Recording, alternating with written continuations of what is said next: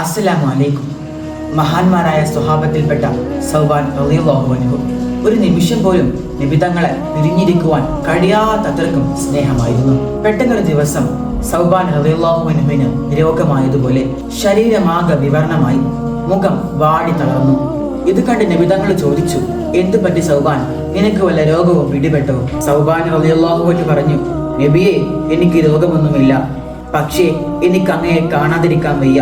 എല്ലാ സമയത്തും ഞാൻ തങ്ങളെ മതി വരുവോളം കാണാറുണ്ട്. നാളെ ആഖിറത്തിൽ തങ്ങൾ പ്രവാചകന്മാരോടും സജ്ജനങ്ങളോടും കൂടി അത്യുന്നത പദവിയിലായിരിക്കും. പാവപ്പെട്ട ഞാൻ സ്വർഗത്തിൽ പ്രവേശിച്ചാൽ തന്നെ വളരെ താഴ്ന്ന പദവിയിലായിരിക്കും. അഥവാ ഞാൻ നരകാവകാശിയാണെങ്കിലോ എനിക്ക് തങ്ങളെ കാണാൻ പോലും കഴിയുകയില്ല.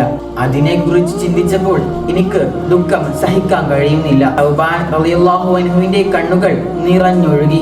പ്രിയപ്പെട്ടവരെ, എന്തൊരു മഹബത്താണ് നബിയോട് അവർക്ക്. അള്ളാഹു നമ്മെ അത്തരം ആശയങ്ങളുടെ കൂട്ടത്തിൽ ഉൾപ്പെടുത്തുമാറാകട്ടെ.